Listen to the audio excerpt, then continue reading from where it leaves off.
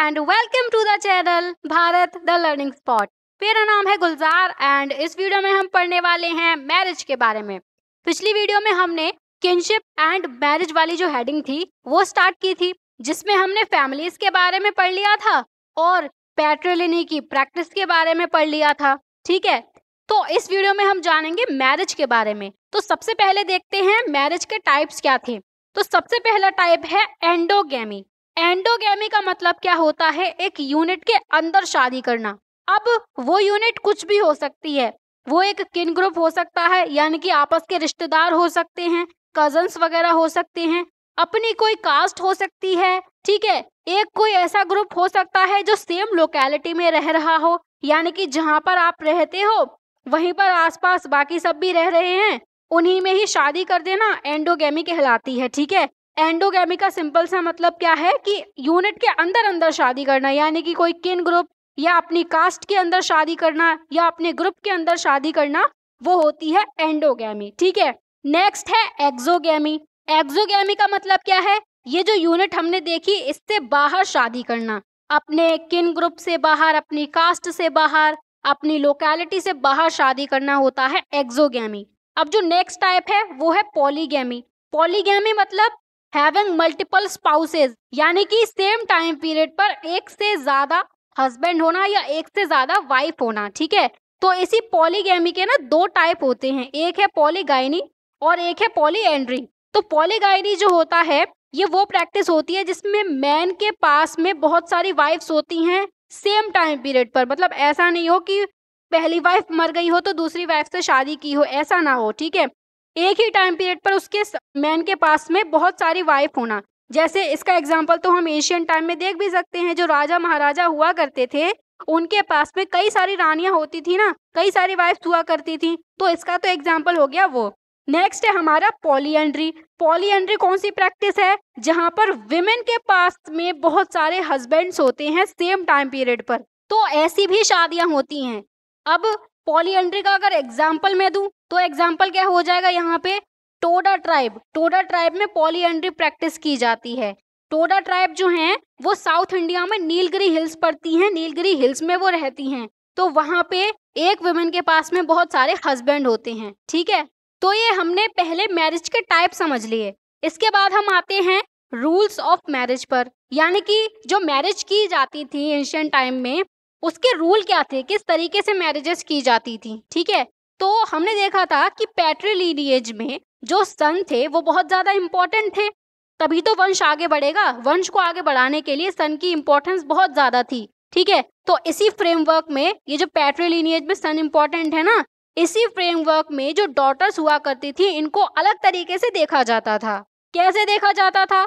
Daughter के पास में कोई भी क्लेम नहीं होता था हाउस होल्ड के रिसोर्सेज पर। जैसे उसके फादर की कोई लैंड है, ठीक है, घर है, तो जो घर वगैरह होगा, जो भी जितना भी रिसोर्स होंगे फादर के पास में, वो उसके सन को ट्रांसफर होंगे अल्टीमेटली, ना कि डॉटर को। और डॉटर उन रिसोर्सेज पर क्लेम नहीं कर सकती है। ठीक है, अब जब डॉटर रिसोर्सेज पर क्लेम नहीं कर सकती है तो क्या होता है? उसकी शादी करा दी जाती है, और उसकी शादी किन फैमिलीज में कराई जाती है?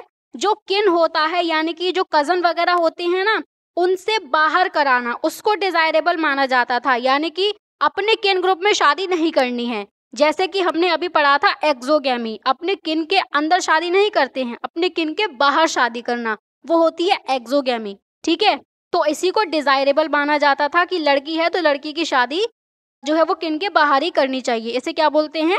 एक्सोगैमी बोलते हैं। अब जो यंग गर्ल्स थी, विमेन थी, जो हाई स्टेटस वाली फैमिली से बिलोंग करती थी, यानी कि जो कोई एलिट फैमिली है, ठीक है, बहुत अमीर परिवार है, तो उसकी जो लड़कियां हैं, जो विमेन हैं, उनकी लाइफ को शुरू से ही रेगुलेट किया जाता था कि किस तरीके से ये रहेगी, कैसा इसका रहन सहन रहेगा, किससे बात करेगी, किससे नहीं करेगी, ये सब रेगुलेट किया जाता था ताकि ये इंश्योर किया जा सके कि इनकी शादी राइट टाइम पर हो और राइट पर्सन से हो। ठीक है, तो इस सब से क्या होता है? फिर इससे एक बिलीफ निकल कर आता है। कौन सा बिलीफ? कन्यादान का।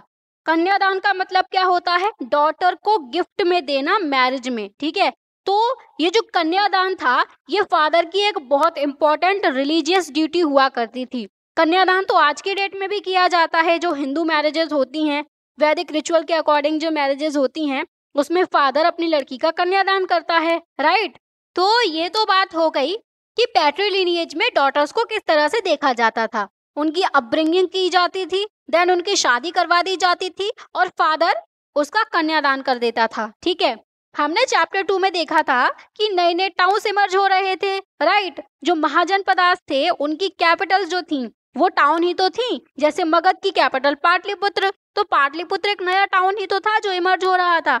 अब जब नए नए टाउन्स इमर्ज होंगे तो इससे क्या होता है, जो सोशल लाइफ है ना वो बहुत ज्यादा कॉम्प्लेक्स होने लगती है।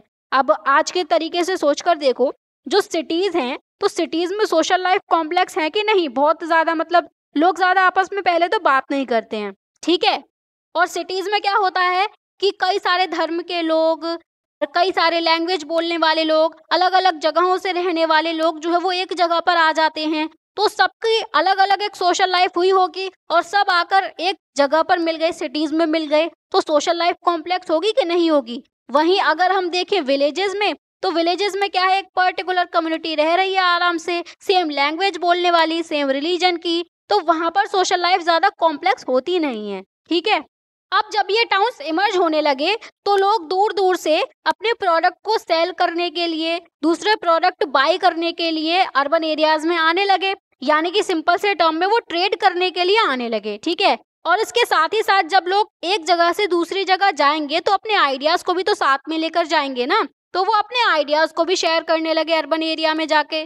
अब जैसे कोई महाराष्ट्र से आया है, ठीक है, और एक बंदा यूपी से आया है, जब ये दोनों आपस में मिलेंगे तो अपने आइडियाज को शेयर करेंगे ना, कि महाराष्ट्र वाला बोलेगा कि महाराष्ट्र में तो ऐसा ऐसा होता है, ये लैंग्वेज बोली जाती है, ये कल्चर होता है, यूपी वाला अपनी लैंग्वेज, अपने कल्चर के बारे में बताएगा, तो आपस में आइडियाज का शेयर होना ही होना है यहाँ पे, ठीक है।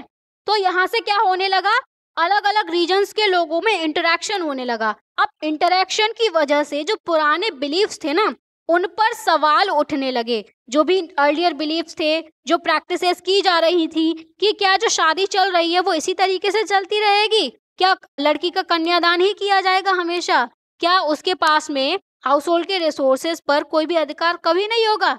इन सारी चीजों पर क्वेश्चन उठने लगे, सवाल उठने लगे, है ना। अब इस चैलेंज को देखते हुए जो ब्राह्मण्स थे उन्होंने क्या किया, उन्होंने सोशल बिहेवियर के कोड्स बनाना शुरू किए। कोड मतलब आचार संहिता टाइप, जैसे लोगों को किस तरीके से बिहेव करना होगा सोसाइटी में, उनके नॉर्म्स क्या होंगे बिहेवियर के, है ना। अगर कोई गलती करता है तो उसकी पनिशमेंट क्या होगी, कोई अगर चोरी करता है तो उसकी पनिशमेंट क्या होगी, ये सारी चीजें ब्राह्मण लिखने लगे। और ये जो कोड्स उन्होंने बनाए ब्राह्मण ने, वो पर्टिकुलरली ब्राह्मण ही फॉलो करते थे उनको, ठीक है। और जनरली सोसाइटी चाहे तो उनको फॉलो कर सकती थी, यानी कि यहाँ से हमें ये पता चल रहा है कि फॉलो तो ये सबको करने चाहिए, लेकिन हर जगह ये उतने स्ट्रिक्टली अप्लाइड नहीं हुए, हर कोई इन्हें फॉलो करे ये जरूरी नहीं था, ठीक है। फिर जब ब्राह्मण्स ये नॉर्म्स बनाने लगे तो 500 BCE से इन नॉर्म्स को कंपाइल किया गया संस्कृत टेक्स्ट में, यानी कि अभी तक जो भी चल रहा था, जो नॉर्म्स बनाए थे ब्राह्मण ने, वो सिर्फ ओरली ट्रांसफर हो रहे थे, मतलब ब्राह्मण ने दूसरे ब्राह्मण को बताया, उसने अपने बेटे को बताया, उसने अपने बेटे को बताया, इधर उधर फैला दिया, है ना। इस तरीके से ये चल रहे थे नॉर्म्स। बाद में 500 BCE में क्या होता है, इनको कंपाइल कर लिया जाता है, यानी कि इनको लिख दिया जाता है संस्कृत टेक्स्ट में, ठीक है। उन संस्कृत टेक्स्ट को क्या बोला जाता है, धर्मसूत्रास एंड धर्मशास्त्रास, ठीक है। तो ये धर्मसूत्र और धर्मशास्त्र क्या हैं, ये वो संस्कृत टेक्स्ट हैं जिनमें ये लिखा हुआ है कि सोशल बिहेवियर किस तरीके से करना है, उनके नॉर्म्स, उनके रूल्स, उनके रेगुलेशंस लिखे हुए हैं, ठीक है। अब इन धर्मसूत्रास और धर्मशास्त्रास में से सबसे इम्पोर्टेंट जो वर्क है वो है मनुस्मृति। मनुस्मृति को कंपाइल किया गया था लगभग 200 BCE से 200 CE तक, यानी कि लगभग 400 सालों तक मनुस्मृति कंपाइल की गई, ठीक है। अब इन टेक्स्ट के जो ब्राह्मण ऑथर्स हैं वो ये बोलते हैं कि इन्होंने जो भी रूल्स बताए हैं वो यूनिवर्सल हैं, यानी कि हर किसी पर वो लागू होते हैं और हर किसी को उन्हें मानना पड़ेगा, उन्हें फॉलो करना पड़ेगा। लेकिन रियल सोशल रिलेशंस की जब हम बात करते हैं, यानी कि रियलिटी में क्या ऐसा होता था, क्या हर कोई इनके रूल्स को मानता था? तो वो ज्यादा कॉम्प्लिकेटेड थे, यानी कि हर कोई इनके रूल्स को माने ये जरूरी नहीं था। कहीं कहीं पर लोकल कस्टम भी चलते थे, है ना, और कहीं कहीं पर ये जो ब्राह्मणिकल रूल थे वो फॉलो भी होते थे। तो मिक्सचर देखा गया है इनका। और दूसरी बात ये कि जो हमारा सब कॉन्टिनेंट है वहां पर रीजनल डाइवर्सिटी भी तो बहुत ज्यादा है ना। ज्योग्राफी की बात करें तो कहीं पर पहाड़ हैं, जैसे जम्मू कश्मीर, हिमाचल प्रदेश, है ना, तो वहां पर तो पहाड़ हो गए नॉर्थ इंडिया में। कहीं पर मैदान हैं, जैसे उत्तर प्रदेश, बिहार, ये मैदानी इलाके हैं। कहीं पर प्लेटू यानी कि पठार देखे जाते हैं, जैसे कि दक्कन हो गया। कहीं पर रिवर वैलीज हैं। तो बहुत ज्यादा रीजनल डाइवर्सिटी है इंडियन सब कॉन्टिनेंट में। लैंग्वेज के बेसिस पर देखें तो लैंग्वेज भी बहुत सारी हैं, अलग अलग रीजन में अलग अलग लैंग्वेज बोली जाती हैं। रिलीजन भी बहुत सारे हैं, है ना। तो डाइवर्सिटी तो बहुत ज्यादा थी इंडियन सब कॉन्टिनेंट में और बहुत ज्यादा है अभी भी। ठीक है, तो हमने ज्योग्राफिकल डाइवर्सिटी देखी अभी। तो ज्योग्राफिकल डाइवर्सिटी की वजह से कम्युनिकेशन में भी डिफिकल्टी आती थी, क्योंकि ऊंचे ऊंचे पहाड़ों को पार करना ज्यादा आसान होता नहीं था। ठीक है, तो इस सब की वजह से जो ब्राह्मण का इन्फ्लुएंस था ना वो हर जगह पर नहीं था। यानी कि जहाँ पर जो ब्राह्मण्स हैं वो डोमिनेट कर सकते हैं वो उतने ही रीजन में कर पा रहे हैं। अब जो ज्योग्राफी है उसकी डिफिकल्टी की वजह से, टैलेंट की डिफिकल्टी की वजह से ना ज्यादा कम्युनिकेशन हो पाती है दूर दूर के एरिया से, है ना। तो जब कम्युनिकेशन ही नहीं हो पाएगी, जब रूल्स एक जगह से दूसरी जगह ट्रांसफर ही नहीं हो पाएंगे, तो इनका डोमिनेशन भी नहीं रहेगा ब्राह्मण्स का हर जगह पर। तो जब डोमिनेशन ही नहीं रहेगा, जब इन्फ्लुएंस ही नहीं रहेगा हर जगह पर, तो इन ब्राह्मण्स के रूल्स को मानेगा कौन। तो जहाँ पर ब्राह्मण्स का इन्फ्लुएंस नहीं रहता है वहां पर जो लोग रह रहे हैं उनके कुछ लोकल कस्टम्स होते हैं वो चलते हैं। तो यही बात यहाँ पर बताई जा रही है। ठीक है, अब एक इंटरेस्टिंग बात ये है कि जो धर्मसूत्रास और जो धर्मशास्त्रास है ना उनमें 8 फॉर्म्स ऑफ मैरिज रिकॉग्नाइज करी गई हैं। अब ये जो 8 टाइप्स हैं मैरिजेस के वो हैं ये। ठीक है, तो इनमें पहला है ब्रह्म विवाह। ब्रह्म विवाह में क्या होता है, जो लड़की होती है ना, लड़की की शादी एक ऐसे लड़के से कराई जाती है जो वेदों का ज्ञानी हो, अच्छा उसका कैरेक्टर होना चाहिए, तो उससे जो शादी कराई जाती है वो होता है ब्रह्म विवाह। इसे सबसे श्रेष्ठ विवाह माना जाता है, मतलब सबसे अच्छा वाला जो विवाह होता है वो ब्रह्म विवाह होता है। नेक्स्ट है देव विवाह। देव विवाह में क्या किया जाता है, लड़की की शादी एक ऐसे लड़के से की जाती है जो पुरोहित हो, यानी कि जो यज्ञ वगैरह करता हो उससे की जाती है, तो उसे बोला जाता है देव विवाह। आर्ष विवाह में क्या होता है, जो लड़का होता है वो लड़की के फादर को एक गाय और एक बैल दान करता है, यानी कि एक हो गई काव और एक हो गया बुल। तो इन गाय और बैल की जोड़ी किसे देता है लड़का, लड़की के फादर को देता है। ठीक है, इस तरह का विवाह आर्ष विवाह कहलाता है। नेक्स्ट है प्रजापत्य विवाह। प्रजापत्य विवाह में क्या होता है, ड्यूटी और धर्म के लिए यहाँ पर शादी करी जाती है। इसमें जो फादर होता है वो अपनी बेटी और जो दूल्हा होता है उससे कहता है कि तुम दोनों धर्म और गृहस्थ जीवन को मिलकर निभाओ, यानी कि ये तुम दोनों की ड्यूटी है कि ये जो तुम्हारी घर गृहस्थी है इसको तुम्हें मिलकर निभाना है। ठीक है, यहाँ डाउरी या जो धन दौलत का लेन देन होता है ना वो वैसा कुछ नहीं होता, यानी कि ना कोई काव बुल देना पड़ता, कुछ नहीं देना पड़ता है, ना फादर लड़के को देता है और ना ही लड़की को लड़के वालों को देनी पड़ती है, कुछ नहीं देना पड़ता यहाँ पे। यहाँ पर फोकस है सिर्फ रिस्पॉन्सिबिलिटी का। ठीक है, नेक्स्ट जो मैरिज का टाइप है वो है असुर विवाह। असुर विवाह में जो दूल्हा होता है वो दुल्हन के पिता को कुछ धन देता है, कुछ पैसे देता है, वेल्थ या कुछ गिफ्ट वगैरह दे सकता है। यानी कि ये जो असुर विवाह है ना वो ऐसा लगता है कि जैसे ब्राइड खरीदने जैसा लग रहा है ये, इसीलिए इसे नीचा विवाह माना गया है। नेक्स्ट है गंधर्व विवाह। गंधर्व विवाह में क्या होता है, लड़का लड़की दोनों की पसंद से शादी होती है और बिना पिताजी की मर्जी के हो जाती है। ठीक है, जैसे कि आज के जमाने की लव मैरिज जो है वो गंधर्व विवाह ही है। ठीक है, नेक्स्ट राक्षस विवाह। राक्षस विवाह में दुल्हन को जबरदस्ती ले जाते हैं, शादी कर लेते हैं जबरदस्ती उनसे, फोर्सफुल मैरिज होती है। ठीक है, तो ये भी अच्छी नहीं मानी जाती है। नेक्स्ट है पैशाच विवाह। इसमें क्या होता है, ये सबसे नीचा विवाह है। जब दुल्हन सो रही हो या बेहोश हो, है ना, उसे समझ ना हो कि वो कहाँ है ना, मतलब अनकॉन्शियस हो, तब उससे शादी कर ली जाती है, तो ये पैशाच विवाह होता है। तो ये वाला तो बहुत ही ज्यादा डाउनग्रेड में है, जो पैशाच विवाह है, पाप माना जाता है इसको, है ना।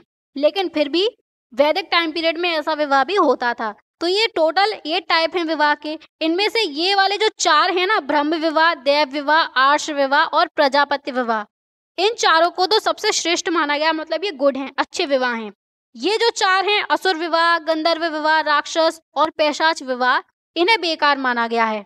जैसा कि हमने अभी पढ़ा ही, एक एक को जाना, तो हम खुद भी बता सकते हैं कि ये ज्यादा अच्छे नहीं हैं और ये ज्यादा अच्छे हैं, जिसमें सबसे श्रेष्ठ ब्रह्म विवाह है। ठीक है, तो यहाँ पर वही बताया गया है कि इनमें से जो फर्स्ट 4 हैं इनको गुड माना गया है एंड जो बाकी के हैं उनको कंडेम किया गया, यानी कि उनकी निंदा की गई, उन्हें बुरा बताया गया है। अब ये जो 8 टाइप के जो मैरिजेस थी ना, इन्हें कौन प्रैक्टिस करता होगा? इन्हें ब्राह्मण्स वगैरह प्रैक्टिस नहीं करते थे, ब्राह्मणिकल नॉर्म तो अलग थे, वहां पर कन्यादान वगैरह का कॉन्सेप्ट था। ठीक है, तो इन्हें प्रैक्टिस करते थे वो लोग जो ब्राह्मणिकल नॉर्म्स को एक्सेप्ट नहीं करते थे। ठीक है, तो वो अपने हिसाब से इन 8 तरह के विवाहों को करते थे और इन 8 को धर्म सूत्रास में रिकॉग्नाइज किया गया है। ठीक है, तो ये बात हो गई ओवरऑल मैरिज के बारे में, मैरिज के रूल्स किस तरह से हुआ करते थे, पैट्रिलिनिएज में किस तरह से मैरिज की जाती थी, कन्यादान वगैरह किया जाता था। ठीक है, फिर नए नए टाउन्स इमर्ज होते हैं, तो वहां पर आपस में लोग मिलते हैं, आपस में अपने आइडिया शेयर करते हैं। एक बोलता है कि हमारे यहाँ पर तो ऐसे ऐसे शादी होती है, दूसरा बोलता है कि हमारे यहाँ पर ऐसे ऐसे शादी होती है।